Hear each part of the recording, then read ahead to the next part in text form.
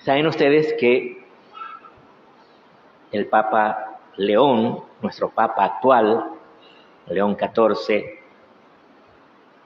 ha hecho un viaje a 2 naciones.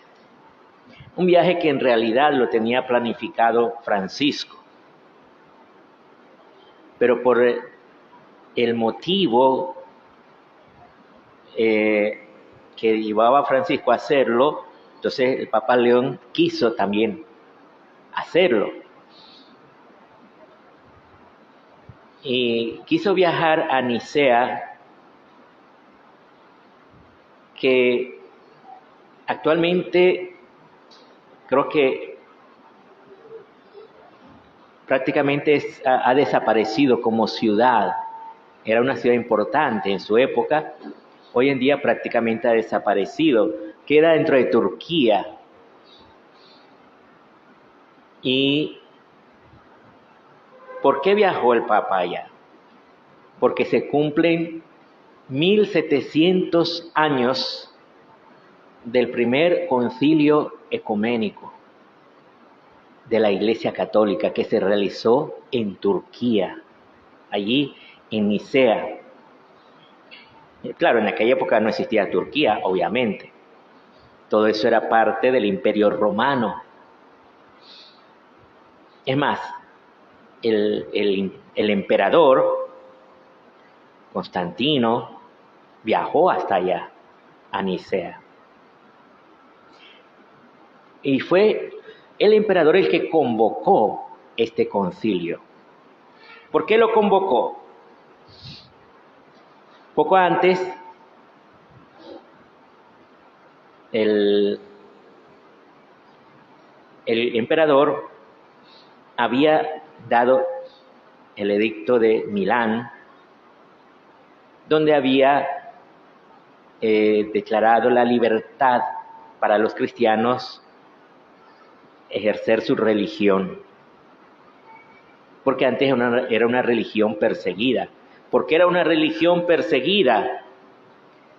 Porque los romanos, el Imperio Romano, tenía una política que era que dominaban los pueblos y donde llegaban ellos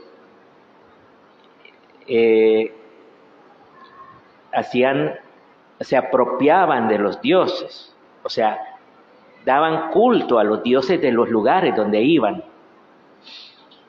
de tal manera que incluso construían templos, daban ofrendas a los diversos dioses de todo el Imperio Romano. Fíjense que en el caso de Jerusalén, por ejemplo, del pueblo de Israel, le construyeron un templo que fue la construcción más grande que tenía el Imperio Romano en aquella época, el templo de Jerusalén. Entonces la costumbre era, para poder estar en paz con todos los pueblos, que de hecho lo lograron, había una pax romana durante todo ese tiempo, el tiempo en que, por ejemplo, San Pablo fue a evangelizar. Pero vienen los cristianos, dicen, no, es que hay un solo Dios. Claro, eso iba en contra de la política del imperio. Ellos no podían aceptar que nadie dijera que hay un solo Dios, porque ellos tenían todos esos dioses. Pero la mamá de Constantino se convierte al cristianismo y Constantino ve como una señal en la cruz. Y él quiere tomar la religión cristiana para darle unidad al imperio. Atención, él no declaró la religión católica como religión del imperio, solo dio la libertad religiosa.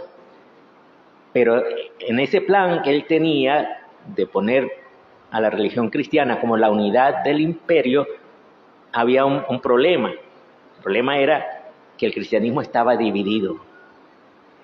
Estábamos nosotros, que somos los trinitarios, que creemos en Dios Padre, Hijo y Espíritu Santo, y estaba un sacerdote de nombre Arrio, que había arrastrado a una gran cantidad de fieles, de sacerdotes y de obispos incluso, que lo seguían en esta mentalidad de decir que bueno, que sí es verdad, Dios, o sea, Jesús es hijo de Dios y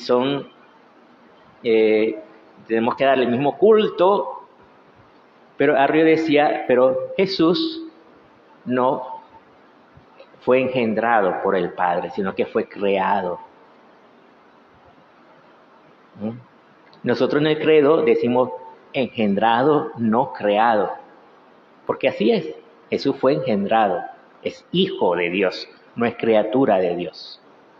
Simplemente, nosotros somos criaturas de Dios. Después Dios nos ha dado por adopción la naturaleza divina. Entonces, estaba esa división y Constantino quiere que los obispos se pongan de acuerdo. Entonces convoca todo este concilio para que hablen los obispos. Se llama ecuménico porque se llama a todos los obispos de la iglesia. Y ahí se reúnen. Incluso Constantino parece que aprovecha para ponerse de rodillas ante los obispos que habían sufrido martirio, que habían sufrido humillaciones, y les pide perdón y les besa las heridas. Es interesante porque allí es donde se saca ese nuevo credo, el credo que nosotros llamamos el credo largo, que en la iglesia se le llama el credo niceno-constantinopolitano, que nos habla de quién es Jesús, que Jesús es Dios verdaderamente, Hijo de Dios. Ahora, ¿por qué les hablo hoy esto? Porque hoy en el Evangelio Jesús nos habla, por un lado, de la voluntad del Padre. Dice, no todo el que me dice Señor, el Señor, entrará en el reino de los cielos, sino el que cumple la voluntad de mi Padre que está en el cielo. ¿Cuál es la voluntad del Padre? Él la ha revelado en los 10 mandamientos, la voluntad del Padre. Ahora, a continuación dice, el que escucha estas palabras mías y las pone en práctica, se parece a aquel hombre prudente que edificó su casa sobre roca. Interesante, edificar sobre roca. Después va a hablar que el que no escucha sus palabras es como el que edifica sobre arena.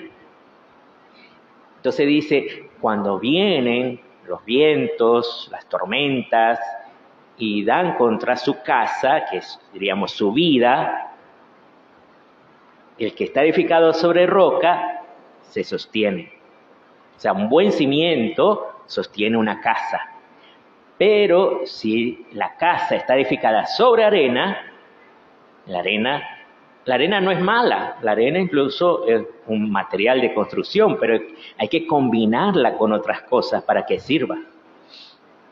Entonces dice, el que edifica su casa sobre arena, entonces cuando vengan las tormentas, vengan los vientos, esa casa se va a derrumbar. Y su vida va a ser un desastre. Esto es interesante porque pone al mismo nivel la voluntad del Padre y las palabras de Él, o sea, de Cristo.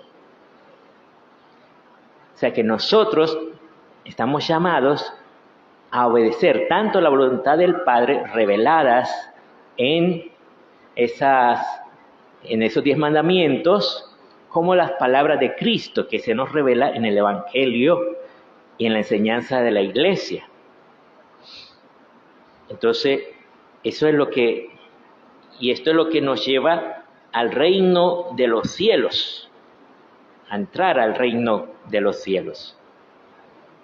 Por eso el cristiano no solo una persona que hace ritos, que va a misa, que hace sacramentos, sino una persona que en cada actividad que hace, en cada evento de su vida, se pone ante Dios y se pregunta, ¿esto que quiero hacer es voluntad de Dios? O sea, por ejemplo, quiero estudiar esto, ¿eso será voluntad de Dios? Quiero trabajar en esto, ¿eso es voluntad de Dios? Quiero hacer un viaje, ¿eso es voluntad de Dios? ¿Eso es lo que Dios quiere para tu vida? Ahora, ¿cómo sé yo cuál es la voluntad de Dios y cuál no es la voluntad de Dios? Hay una cosa evidente. El pecado no es voluntad de Dios. Entonces, si tú te vas a unir con una persona en pecado, eso no puede ser voluntad de Dios. Si estás en fornicación, adulterio, nunca puede ser voluntad de Dios. En un santo matrimonio, sí. Entonces obviamente, para que un matrimonio funcione, tienen que ponerse de acuerdo los dos en la libertad y sabiendo a lo que se meten, que no simplemente es que, bueno, ahora nos juntamos, pero cuando nos aburrimos nos separamos. No, así no funciona el matrimonio. El matrimonio es para toda la vida. Ah, es que me querés imponer algo a la fuerza. No, no te estoy imponiendo nada a la fuerza. Pero aquí hay un punto clave. ¿Crees tú que Dios tiene el poder de que dos personas se amen? Dios tiene el poder para que dos personas se amen. Eso es lo que cree la Iglesia y por eso da el sacramento del matrimonio. Dios les da el poder de amarse, de donarse, de tener los hijos que Dios les va a dar. No los hijos que ellos quieran tener, sino los hijos que Dios les quiere dar. Porque los hijos, cierto, tiene el aspecto de recibirlos, pero al mismo tiempo tiene el aspecto de saber de quién vienen. Vienen de Dios. Y vienen cuando Dios te los quiere dar, no cuando a ti se te ocurra. No es una decisión simplemente del hombre. Y así en todo lo que tenemos que hacer, buscar siempre la voluntad de Dios. Oremos.